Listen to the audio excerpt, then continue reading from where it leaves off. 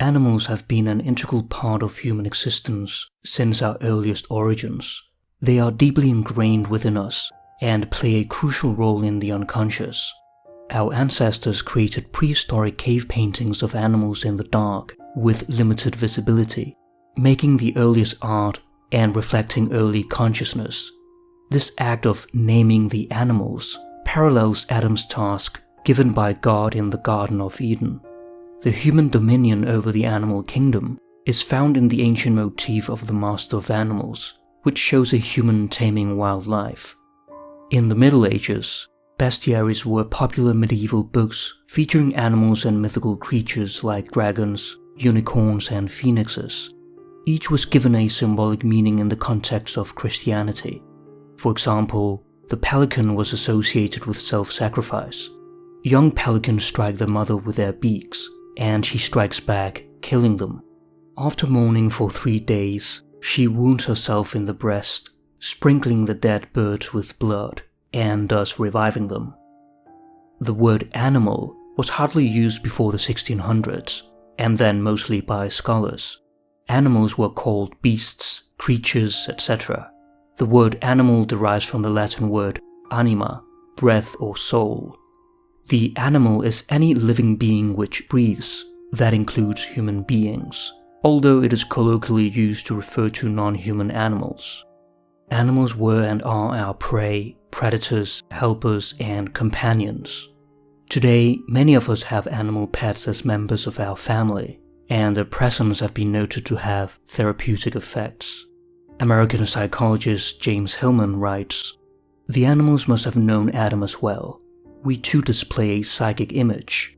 We are each an open book to the animal eye, especially to our household pets, who can call you on your state of soul before you have any notion of it. Not only are pets part of the larger family, but they are intimately familiar observers of your unconscious presentation in everyday household life. They were the first psychoanalysts. Is that the psychological reason for the domestication of dogs and cats, of birds, pigs, cows, elephants, goats? The animals could make us aware of ourselves. When we are present to the animal, Adam is there, and Eve, and we are in the garden from which the animals, unlike us, were never ejected." Animals have a special relationship with the divine. The Ainu shamans of Japan consider animals as gods in disguise, who live in their own god worlds, invisible to human eyes, but who also share a common territory with humans. Many primitive tribes wear animal masks in their sacred ceremonies, and have animal totems, where a certain animal can act as a spiritual guide to the person or the community. In Native American culture, a neophyte is accompanied by animal spirits during his or her initiation to become a shaman. These act as psychopumps, guiding one's soul through the untamed lands. Swiss psychiatrist and psychologist Carl Jung frequently remarked that animals embodied the divine aspect of the human psyche. Animals are deeply connected to a secret order within nature itself, and the absolute knowledge of the unconscious, living according to their own inner laws, beyond human notions of good and evil. And herein lies the superiority of the animal. Jung writes, "We forget that the animal is the most pious thing that exists, the one thing besides plants that really fulfills its destiny, the will of God. We are of the devil because we're always deviating, always living something of our own. Animals live exactly as they were meant to live. Animals accept their fate with resilience. Losing a leg, they adapt. Becoming blind, they continue despite the hardship, and will probably starve. In contrast, our greater consciousness allows us to question and rebel against fate, leading to deeper suffering as we struggle with the meaning of our trials and ask, why has this happened to me? This awareness can make suffering feel more profound. Perhaps animals are enlightened because they live fully in the moment, grasping a sense of wholeness instinctively rather than intellectually. In that way, they might be closer to God. Animals also evoke childlike joy in us, constellating the divine child archetype. When we fulfill our true purpose, this sense of completeness can return in old age. As quite an old man, speaking of the limitations of age, Jung confesses, "Yet there's so much that fills me, plants, animals, clouds, day and night, and the eternal in man. The more uncertain I have felt about myself, the more there has grown up in me a feeling of kinship with all things." With animals, the continual succession of generations brings no change. They appear to share the fundamental nature of creation, its repetitious, rhythmic stability. Animals are eternal forms walking around. In other words, the origin of the species is outside historical, empirical knowledge. They are themselves the origins, the revelations of eternal forms, hence why they have always been considered sacred and close to God. In Christianity, God has his animal, the dove. Jesus had his, the lamb, and the four evangelists were associated with man, lion, ox or bull, and eagle, just as the four sons of Horus were man, jackal, baboon, and falcon. Jung stated, "Over the animal is the god, with the god is the god's animal." In various religions, animals are revered as gods. In Egyptian mythology, the falcon represents Horus, the ibis or baboon symbolizes Thoth, and the jackal is linked to Anubis, the guide to the underworld. In Hinduism, deities have animal mounts.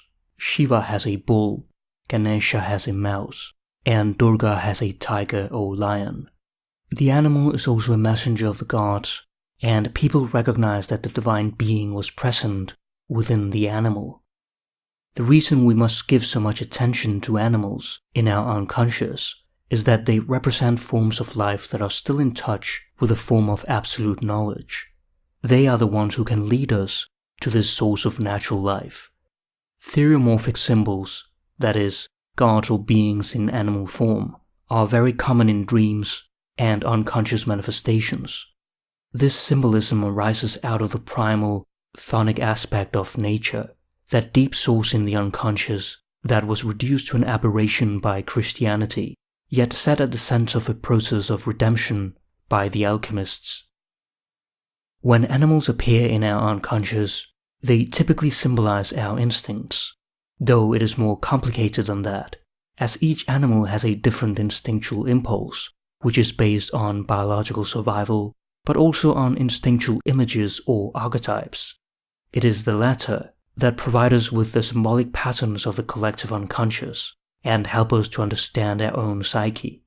We belong to the animal kingdom, and knowing this is part of the individuation process, the journey towards wholeness. Yet, we seem to have forgotten our roots. Each of us is like an ark, a microcosm containing the animals.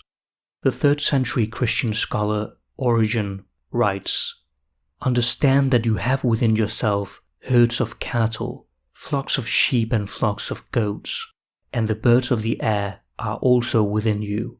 Do not be surprised if we say that these are within you, but understand that you are another little world." According to Jungian analyst Marie-Louise von Franz, animal stories seem to represent the deepest and most ancient form of archetypal tales. We anthropomorphize animals because they reveal certain emotions in us, that is, our animal instincts. What is out there displays our inner self, so the study of animals affords great self-knowledge. From a psychological standpoint, animals appearing in stories are symbolic animals, for the animal is the carrier of the projection of human psychic factors. It is important to emphasize that projection occurs unconsciously, an idea that is frequently overlooked. Each animal appears with a certain quality, such as the cunning fox, the dangerous wolf, the magical and transformative frog, the noble lion, the intelligent crow, the wise owl, the protecting bear, etc. The 6th century BC Greek storyteller Aesop is credited with a collection of fables featuring anthropomorphic animal characters. Symbolic animals are recurring characters in fairy tales, which von Franz considers the purest and simplest expression of collective unconscious psychic processes. These animals often appear as symbols of the self. She writes, "From the fact that the self appears in animal form in the dreams and visions of medicine men and creative individuals, it is clear that it is first perceived as a purely instinctive unconscious force, greater and more powerful than the ego, but entirely unconscious. It embodies the complete wisdom of nature, yet does not possess the light of human consciousness. Our unconscious projection of animals onto the stars reflects their deep wisdom and profound connection to the human psyche. Symbolic animals are, of course, an application of human terms projected onto an animal that is simply being itself and following its own laws. We do not pretend to study animals just as they are. In our case, it is much more important for us to realize the impression each animal makes on the human being. Therefore, we are primarily concerned with the animal's psychological meaning.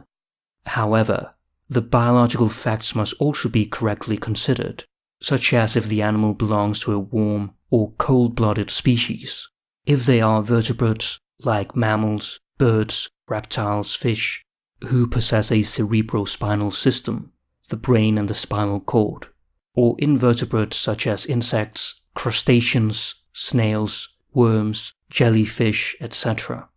For instance, a lizard who is cold-blooded represents the deeper layers of our psyche, a sort of completely unconscious soul.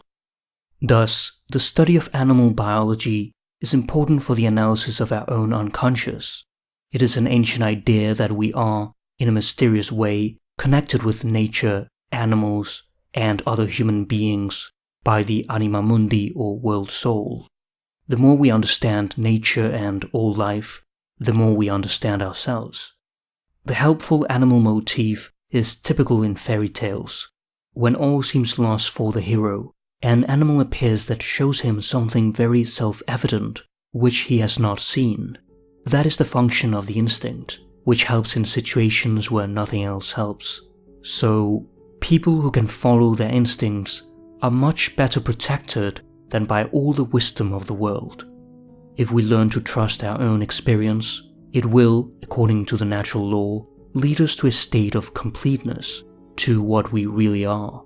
Therefore, it is an important question for the psychologist whether a series of emotions is in accordance with the instincts represented by the animals. Friedrich Nietzsche writes, "And behold, an eagle swept through the air in wide circles, and on it hung a serpent, not like a prey, but like a friend, for it kept itself coiled round the eagle's neck. They are mine animals, said Zarathustra, and rejoiced in his heart. The proudest animal under the sun, and the wisest animal under the sun. They want to know where Zarathustra still liveth. Verily, do I still live? More dangerous have I found it among men than among animals. In dangerous paths goeth Zarathustra. Let mine animals lead me." In Grimm's fairy tale, The Two Travelers, a shoemaker blinds a tailor and abandons him. After the tailor's sight is restored, he is terribly hungry but spares each animal that begs for its life. At the king's court, the shoemaker sets the tailor impossible tasks, but the spared animals help him succeed. The tailor is rewarded for his kindness, while the shoemaker is punished for his cruelty. If we treat our instincts well, they will always help us in difficult times, while repression can turn them into threatening forces. This often appears in nightmares as a wild beast chasing or attacking us. The animal reflects our neglect of our true nature. The self mirrors the ego's attitude towards it. Jung writes, "We know that the mask of the unconscious is not rigid. It reflects the face we turn towards it. Hostility lends it a threatening aspect. Friendliness softens its features." In all of her years studying fairy tales, von Franz observed one unfailing rule. Anyone who earns the gratitude of animals invariably wins out. A strange twist in fairy tales involves the animal instructing the hero to kill it after providing aid, and the hero must trust his animal instinct so wholly that he is willing to do so. Once one has fully embraced one's animal instincts, they must be sacrificed for the true self, the whole person, to emerge. Instincts give life meaning and harmony, but overindulgence can lead to losing consciousness, which implies possession by the animal. The greatest consciousness is not a regression to the animal level, but a return to it on a higher level. It is the animal who knows the way home. It is the animal within us, the primitive, the dark brother, the shadow soul, who is the guide. Certain animals may appear more frequently and hold special significance for us. However, it is above all the animals that appear in unconscious manifestations, dreams, active imagination, visions, etc., that interest the psychologist, which usually point to an important insight. Jung writes of a synchronicity. I walk with a woman patient in a wood. She tells me about the first dream in her life that had made an everlasting impression upon her. She had seen a spectral fox coming down the stairs in her parental home.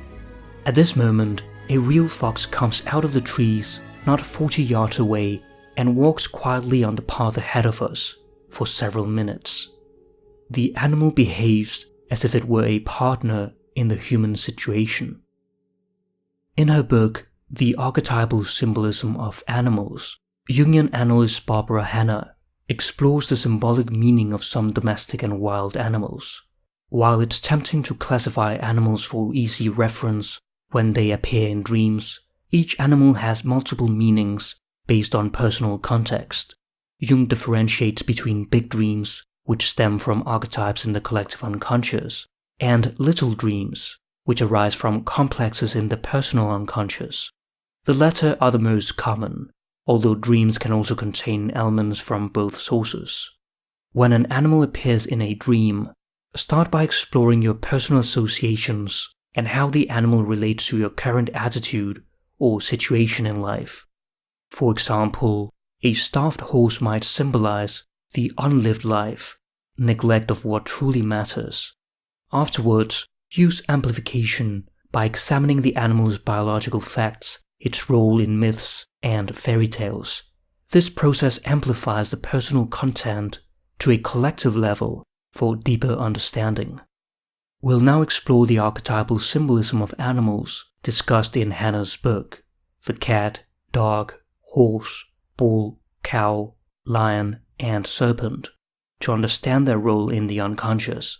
For more animal symbolism, consider reading the Book of Symbols, Reflections on Archetypal Images, by the publisher Taschen. It is a treasure trove of symbolism. Starting with the archetypal symbolism of the cat, it is considered the least domesticated of our household pets. Archaeological evidence shows a burial ground in Cyprus of a child buried with a cat approximately 9,500 years ago. The domestication of cats likely began in the Near East, in the region known as the Fertile Crescent. The development of agriculture led to surplus grain storage, attracting vermin. Cats help control these pests and reduce disease. Domestic cats were highly revered in ancient Egypt, dating back 4,000 years. Many prayers or charms were exclusively for the protection and well-being of cats. They were practically household gods. Countless mummified cats have been discovered in archaeological excavations, as well as cat-shaped amulets and sculptures. In the city of Bubastis was the Temple of Bastet, the cat goddess of fertility and protection, and cats were her earthly embodiments. One of the most popular celebrations in ancient Egypt was dedicated in honor to this goddess. Rituals were performed, people danced and played music, and more wine was consumed on that day than was the case throughout the year. It was a grave sin in ancient Egypt to hit a cat, and a serious crime to kill one. The historian Diodorus of Sicily reports the prompt death of a Roman soldier after he accidentally slew a cat while stationed in Egypt. In H.P. Lovecraft's short story, The Cats of Ulthar, it became a law that in the city of Ulthar, no man may kill a cat. The story emphasizes the mystical and enigmatic nature of cats, attributing them with supernatural powers. Cats are almost universally associated with magic and witches. The hook for this projection onto cats is probably the way that they, like serpents, can cast a sort of spell on their prey. A bird, for instance, is sometimes totally unable to fly away if it is caught in the spell of a cat's eyes. Cats are stealthy and can strike with lightning speed and use surprise tactics in an unpredictable fashion. The domestic cat is only one branch of a large family of felines, which includes lions, tigers, leopards, panthers, and so on. Members of the cat family hunt in an extraordinarily clever way, pretending, for instance, to be asleep or remain motionless for long periods, so as to deceive their prey into thinking them harmless. Here they demonstrate strategic deception and control of hunger and greed. Bastet was originally a fierce lioness and is related to Sekhmet, a lioness and warrior goddess, the vengeful manifestation of Ra's power, whose fiery breath was connected with a hot wind from the desert. She is believed to have caused plagues and was also invoked to ward off disease. Hannah compares this wild and raging aspect of the cat instinct with the following example. An Englishman with a very pronounced cat anima, the feminine soul in man, used to go to bed feeling quite pleasant and then wake up in the night in such a Sekhmet mood, after which everything went wrong. His state usually began by his being furious with someone. He then tormented himself with negative thoughts about every friend and everything in his life. Once when he went back to sleep after such a bad mood, he dreamed that he was an adolescent boy and was tying a tin can onto the tail of a cat. Evidently the trouble began with his provoking or even torturing his anima cat, and she responded with a Sekhmet mood of an utterly negative and destructive character.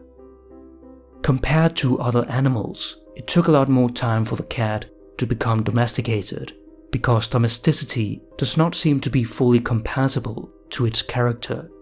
Generally speaking, the cat's innate sense of attachment is more oriented toward a specific location rather than an individual person. Lack of responsibility is a leading characteristic of cats. If someone broke into your house, the average cat would let its owner be killed and would settle down in the same house with the killer, provided it was well treated. If a cat notices that you are in a bad mood, it may just disappear. Cats teach us about emotional detachment. Therefore, the non-identification with emotion is important in the cat instinct. Jung remarked that one should never use emotion unless one can just as well not use it, for otherwise one is possessed by it. If you can say, "Yes, I am in an awful rage," then you are no longer identical with your emotion. You see your own rage with a certain objectivity. But if you cannot do this, then you are its prey. You become a wild animal dissolved in unconsciousness. It is the move from ego to self. Awareness of the self is the protection par excellence against the danger of being swept away and possessed by moods and emotions. Cats are symbols of coziness, laziness, and relaxation. We might even call cats somewhat Epicurean, choosing the deliberate, continually renewed choice of relaxation and serenity. The integration of the cat archetype is important for those who are workaholics and take life too seriously. A cat is a model for taking life as it comes, keeping calm about it, and finding the coziest places to stretch out and rest. If a lazy person dreams of a sleeping cat, you may be pretty sure the dream will in some way end rather badly. This is a complete paradox, for relaxation is one of the most desirable things in life, but laziness can lead straight to the devil. The meaning would be quite different if someone who was too tense had the same dream. Unlike many animals, a cat can support itself alone for years. The cat, of all domestic animals, is the one we can understand as a symbol of fierce independence and self-reliance, an archetypal image that can help us most in regaining touch with this aspect. The association of cats with women and dogs with men is practically universal. In her book, The Cat, A Tale of Feminine Redemption, Von Franz explores the cat archetype In a German fairy tale, where a princess is transformed into a cat, symbolizing the feminine psyche, the prince represents the animus, the masculine soul in woman, who aids in her transformation, illustrating that both masculine and feminine elements are essential for psychic wholeness. Finally, one can hardly overemphasize the importance of the playful element in the cat instinct. Lovecraft writes, "The superior imaginative inner life of the cat, resulting in superior self-possession, is well known. A cat is never without the potentialities of contentment. Like a superior man, he knows how to be alone and happy. Once he looks about and finds no one to amuse him, he settles down to the task of amusing himself." Moving now to the dog, it was likely domesticated between 30,000 to 40,000 years ago. The ancient wolves, now extinct, are the common ancestors of modern grey wolves and domestic dogs, who diverge from their ancestor through different evolutionary paths. Some wolves remain in the wild, and others became less aggressive and more sociable with humans as they shared mutual benefits. Wolves would help humans with hunting, and in exchange receive a consistent and reliable food source from leftovers, as well as shelter. The dog is much more domesticated and dependent on us, and is thus easier to train or educate than the cat. Since dogs have been so humanized, they are by no means a purely animal instinct. It is not easy to say anything about the original psychic qualities of dogs because of the extreme degree of training. They have been trained to be unusually brave and even fierce, but their innate quality at the bottom of their whole development with man is their docility, responsiveness, and willingness to learn. They can be trained to retrieve, hunt, protect, guard, search, lead the blind, perform all sorts of tricks, use to draw sledges, etc. The dog is, above all, a loyal friend, man's best friend. A poignant example is Hachiko, a Japanese dog who was accustomed to meet his master at the train station every day. One day, the master did not appear. He had died unexpectedly. The dog, who did not know of his death, continued to await his master's return, appearing precisely when the train was due at the station. This lasted for almost a decade. On his death, a monument was erected in his honor, being a worldwide example of utmost loyalty. It is interesting to see then, as Hannah points out, that many creation myths in Asia and Eastern Europe claim it was a dog that first led man to the devil. This myth not only shows the dangers of temptation, but also the betrayal of man at the beginning of his history by his later most loyal friend, the dog. Myths, of course, represent archetypal motifs in the collective psyche. This myth reverses the story of the Garden of Eden, where, although the serpent or devil is present, it was man who ultimately betrayed God. He was the troublemaker. Here it is the instinct that disobeys God and thus betrays man. Both versions, to be sure, have the devil element. Psychologically, the development of human consciousness requires a form of Promethean disobedience. In Native American folklore, fire was stolen and given to humans by a coyote as a gift for mankind. The coyote, however, also appears as a promiscuous, cunning, shape-shifting trickster, often engaging in mischief and using his powers for his own amusement. The coyote, dog, wolf, jackal, as well as the fox, a typical trickster figure in Eurasia, all belong to the same genus, the Canidae, which comes from the Latin word canis, dog. While wild animals have no conflict between their natural urges and an ought, every inner urge is good, this seems to differ in domestic animals. Dogs, for instance, show a bad conscience. Jung wrote a bold and unusual statement for a thinker of his era. Even domestic animals, to whom we erroneously deny a conscience, have complexes and moral reactions. In Man Meets Dog, Austrian zoologist Konrad Lorenz explores the link between animal behavior and moral sense, suggesting morality is rooted in the instincts.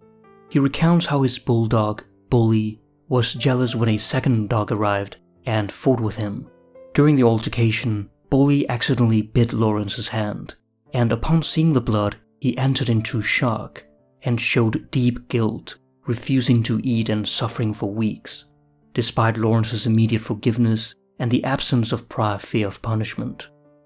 Dogs will be loyal so long as they have a strong feeling tied to us. This is the decisive urge. They are loyal because the original elastic band to their home is attached to us. We are the center of their lives. As their well-being depends on their master's survival, they would readily risk their life to save their master. The dog also appears as a symbol of the guide of souls, due to its presence in both the living and the dead realms. As natural scavengers, dogs have historically fed on corpses from battlefields or those who perish from famine and disease. This association with the dead made them, in a sense, vessels for the departed. In psychological situations, such as those symbolized by the Night Sea journey, the dog is widely regarded as the one who knows how to guide us through the darkness of our inner conflict. The Egyptian canine-headed god, Anubis, guides souls to the afterlife and determines their fate based on the weight of their hearts.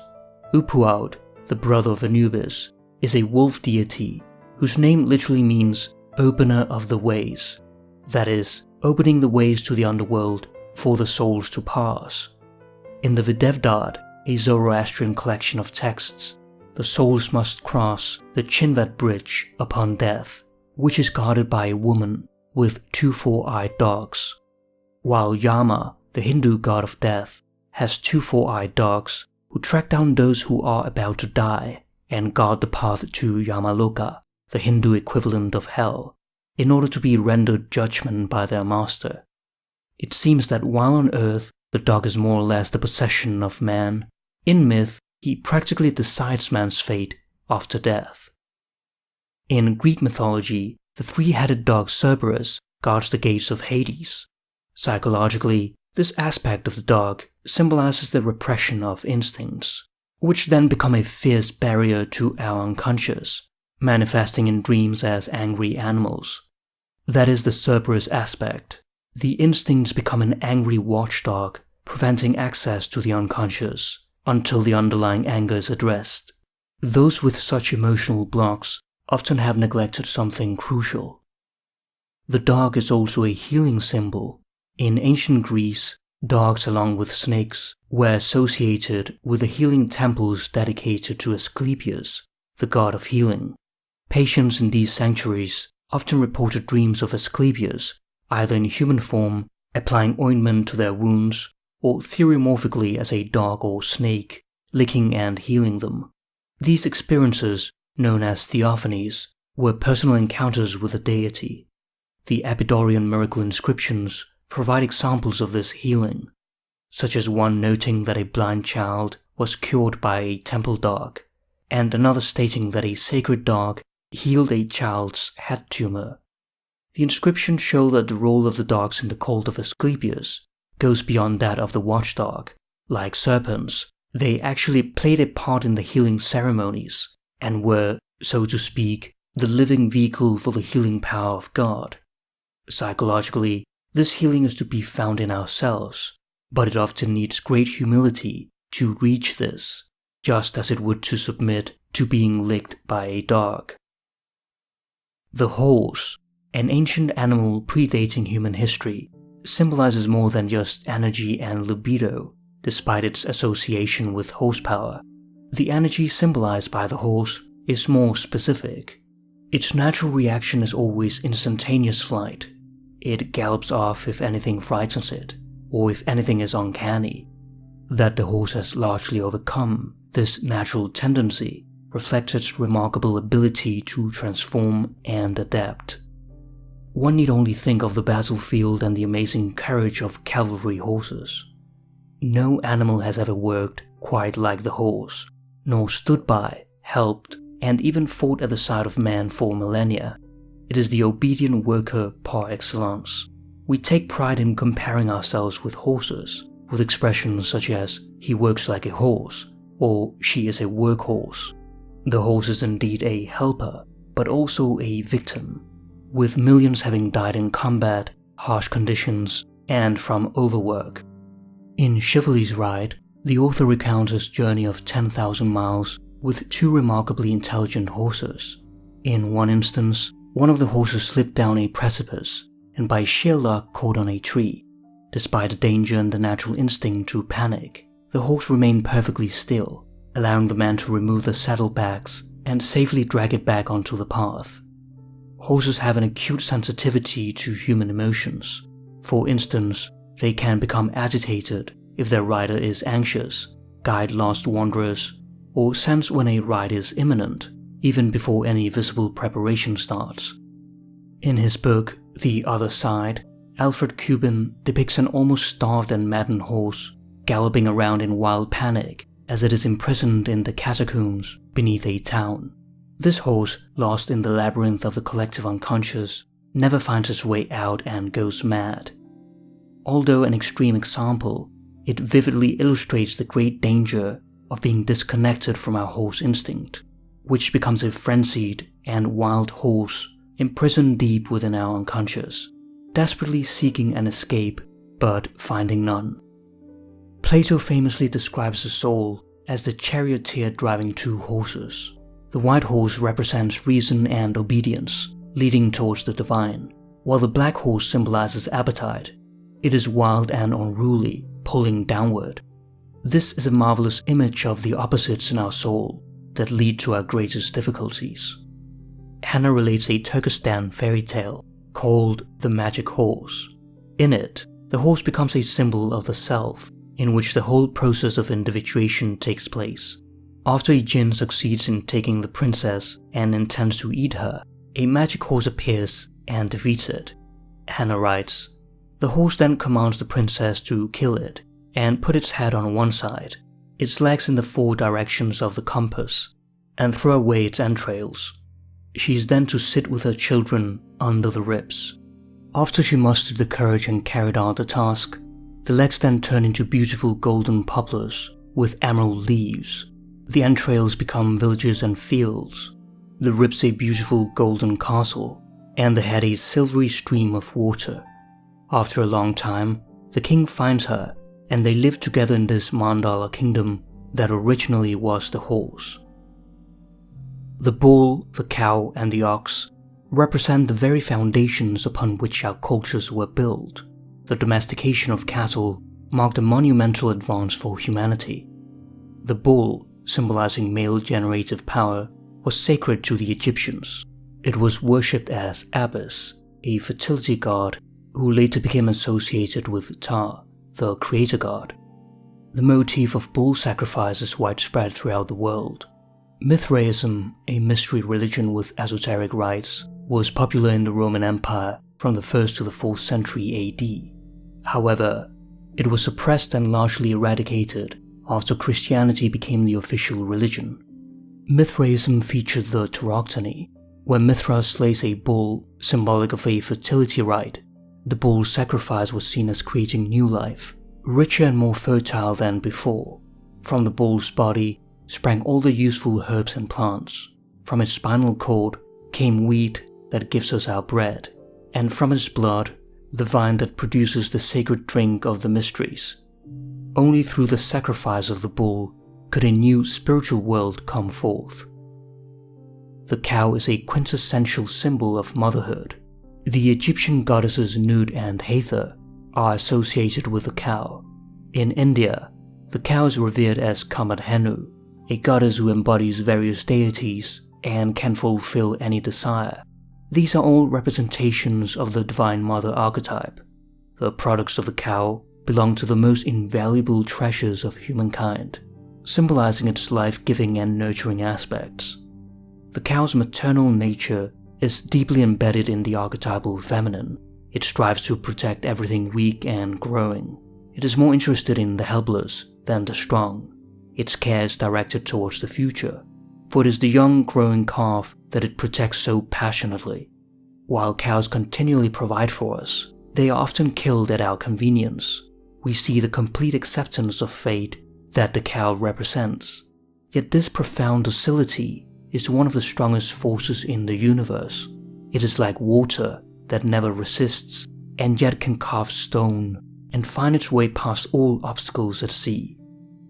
Cats, dogs, horses, bulls and cows are all domesticated animals, each representing instincts that we can, to a certain extent, integrate more easily. As domestic animals, they represent aspects for which we hold responsibility. Conversely, if we meet a starving animal in a dream, it does not imply that we are responsible for its lack of food. We'll now turn our focus to the wild animals. The lion is the king of the beasts and is associated with the sun. Leo is the zodiacal sign for the hottest time of the year, when the power of the sun god is at its height. The lion's roar powerfully asserts its dominance over other animals, yet in its natural habitat, it fails to fulfill our grand projection of the royal king of beasts, being lazy and relying on females for hunting and caregiving. Nevertheless, the lion is considered royal because it has been projected on him across cultures. Thus, in analyzing the lion in the unconscious, it should generally be interpreted as the king of the beasts. The lion expressing the idea of power is the oldest form of the symbol, and hence has been associated with royalty. The lion embodies the king theriomorphically, reflecting its representation in the unconscious.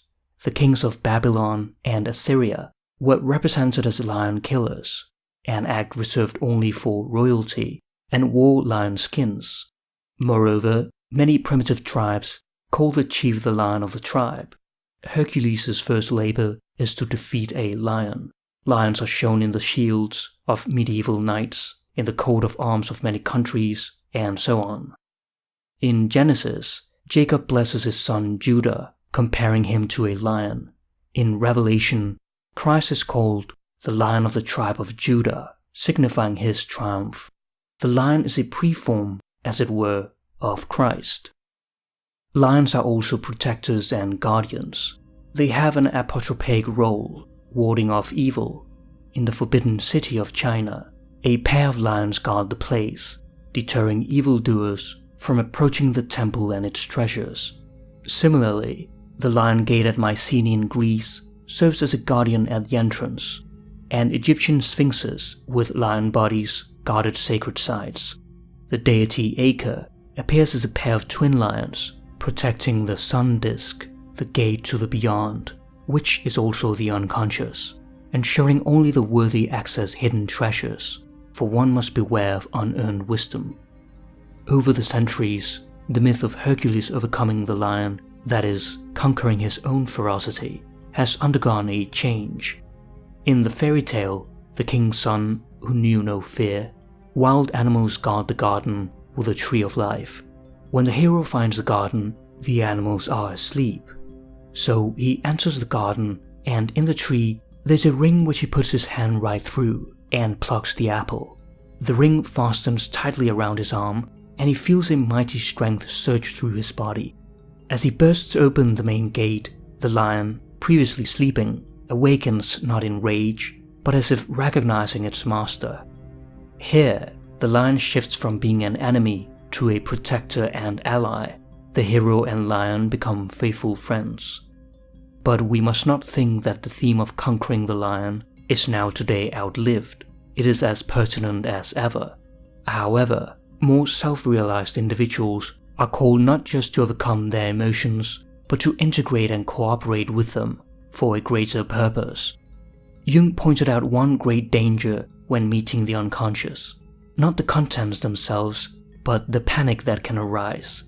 Thus, we need to integrate the archetype of the hero without fear, present in many tales, to effectively engage with the unconscious. It is psychologically significant that the hero approaches the lion from within, instead of from the outside, as previous invaders had attempted. By obtaining the apple and ring, aspects of the self, the hero can walk through the closely guarded front door from the inside. This could be compared with the Cerberus aspect of the fierce watchdog, employed to keep out intruders. Behind this violent emotional complex is a great treasure, which is needed to face the complex.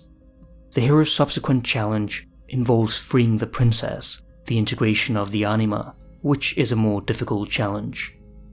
We can contrast this psychological process with the alchemical symbol of the green lion devouring the sun. This symbol represents the warm-blooded form of the devouring predatory monster, who first appears as the cold-blooded dragon or serpent. Usually the lion form succeeds the dragon's death, which is followed by the eagle. The lion devouring the sun is reminiscent of the black sun or the Negretto, the confrontation with the shadow, a difficult but necessary stage. This is followed by the albedo stage, the integration of the anima or animus, and culminates in the rubedo, the integration of the self-archetype, which is a lifelong process.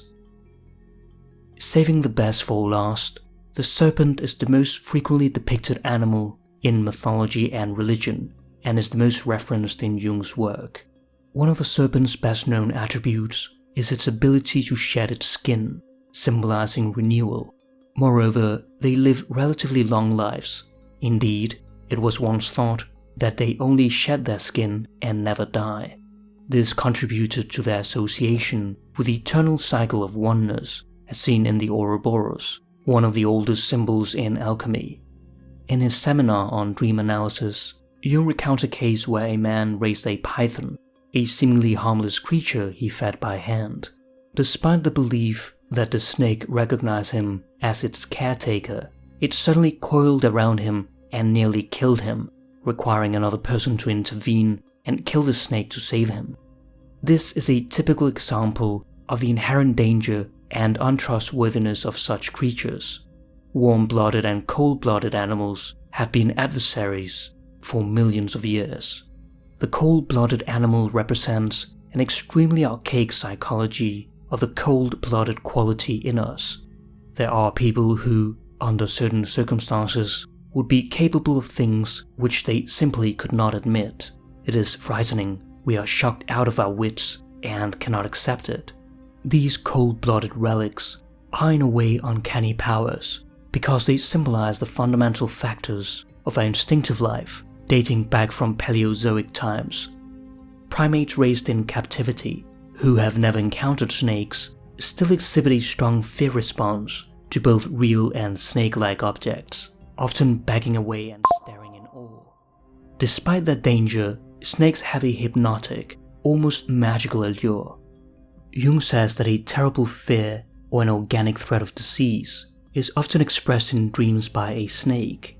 For example, he had an acquaintance who told him that whenever she dreamed of snakes, it meant diseases. She dreamt of an enormous serpent that killed many people. A few days later, the second wave of the Spanish flu broke out and killed many, and she herself almost died. So, whenever life means business, you are likely to find a saurian on the way. There are 12 physical characteristics that seem to be the main reasons for the almost universal occurrence of the serpent symbol in mythology and religion. Inability to regulate body heat internally, orientation by sympathetic nervous system, which creates the fight-or-flight response, relative invisibility, simplicity of form, large prey swallowing, self-renewal through shedding, hypnotic lidless eyes, apparent unawareness of surroundings, extraordinary mobility, long lifespan, venomous quality, and solitary behavior, though they form snake balls during mating. The most famous serpent story is in Genesis, where it is described as more subtle than any other beast of the field which the Lord God had made. It deceives Adam and Eve, leading to their fall and its own punishment by God. In Revelation, the devil appears as a great dragon and is described as that old serpent who deceives the whole world. In Clavis Artis, an alchemical text attributed to Zoroaster, a dragon and serpent devour each other's tails, forming the Ouroboros. The dragon, a mythological form of the serpent, shares its name with the Greek dragon, meaning serpent, derived from the Proto-Indo-European root dirk, to see. Perhaps the literal sense is the one with a deadly glance or paralyzing sight, which refers to the serpent's hypnotic gaze. This is the famous attribute of the basilisk, another mythological form of the serpent. The serpent as an antagonist. appears much earlier in ancient Egypt as Apophis, who resides in Duat, the underworld, and embodies darkness and chaos. He is the arch-enemy of the sun god Ra, and his role is to attempt to prevent the sun from rising each day by attacking Ra's solar bark as it travels through the underworld during the night. Every night, Ra transforms into a tomcat and cuts the serpent's head off with a knife. It is noteworthy that the evil force reserves the form of the serpent for itself as its most favorite and privileged shape. The serpent's numerous physical advantages contribute to its symbolic role as a powerful antagonist. In the Epic of Gilgamesh, the hero Gilgamesh goes on a quest for immortality. In one of the crucial scenes, he finds a plant of life that is said to restore youth, but while he stops to take a bath in the cold waters, a serpent smells the flower and steals it, subsequently shedding its skin and thereby rejuvenating itself. In the Babylonian epic Enuma Elish, Tiamat, associated with the primordial sea, is depicted as a monstrous figure with horns and a tail, resembling a giant sea serpent or dragon. In Norse mythology, the world serpent encircles Midgard by biting its tail and will fight the gods during Ragnarok, the end of the world. There is also the dragon Nidhogg, who gnaws at the roots of Yggdrasil, the world tree. In contrast to Western cultures, Chinese dragons are typically seen as benevolent. They are symbols of imperial power, protection, wisdom, and good fortune, and are commonly featured in art and festivals to celebrate their auspicious qualities, reflecting the harmony and balance of Chinese values. The serpent is not just a symbol of evil, it also embodies light and wisdom. The paradoxical and subtle nature of the serpent appears when we consider Christ's injunction to be wise as serpents and harmless as doves. When God appeared to Moses in the burning bush, his staff was transformed into a snake, and Moses fled in fear, but God told him to pick it up again by the tail, whereupon it became a staff. It is thereafter referred to as the staff of God and is used to perform miracles. Moses led the Israelites through the wilderness, but the people turned against God because of the hardships along the way. Then God sends fiery serpents among the people, and many of them died. The people repented, and Moses prayed for them. And the Lord said unto Moses, Make thee a fiery serpent, and set it upon a pole, and it shall come to pass that everyone who is bitten, when he looketh upon it, shall live. This shows the paradoxical nature of the snake, being capable of poison and cure. Christ likened himself to this brazen serpent, saying, And as Moses lifted up the serpent in the wilderness, even so must the Son of Man be lifted up. A staff with a snake wrapped around it was the doctor's symbol, which is held by Asclepius. As we have mentioned with the dog, snakes played a vital role in the healing centuries of ancient Greece. According to Saint Hippolytus of Rome, serpent-worshipping cults had been in existence before Christianity, but had no written doctrines. The Aztecs, for example, worshipped the feathered serpent Quetzalcoatl, a creator god who used his blood to create humans after gathering ancient bones from the underworld. He also brought knowledge to humankind. In Asian religious traditions, Nagas are semi-divine beings with a half-human, half-serpent form, residing in Nagaloka, a subterranean realm filled with jewels and lakes. They guard treasure and knowledge. In Hinduism, the most prominent of the Naga Rajas, king of the Nagas, is Sesha, the thousand-headed Naga who holds the universe on his hoods and praises Vishnu from all his mouths. This cosmic serpent floats in the ocean of milk as a primordial form of Vishnu rests on it, dreaming the universe into reality. Another Nagaraja, Vasuki, is used as a rope to churn the ocean of milk in search of the nectar of immortality, sold by both Devas and Asuras, gods and demons. During this process, a deadly poison emerges which threatens to destroy the entire universe. Shiva intervenes by consuming the poison, turning his neck blue. The Devas triumph and receive the elixir of life. Vasuki is seen coiled around Shiva's neck. The snake also symbolizes the feminine cosmic energy, or Shakti, of the Kundalini, This energy, lying dormant like a coiled serpent at the base of the spine, can progressively ascend through meditation to unite with the crown chakra, leading to ecstasy and transcendence. The serpent symbolizes secret wisdom and the revelation of hidden knowledge and insight. It represents gnosis, or inner revelation from one's spirit, which is overwhelming and profound. In many Gnostic sects, like the Pereites and Ophites, the serpent is the symbol for Christ.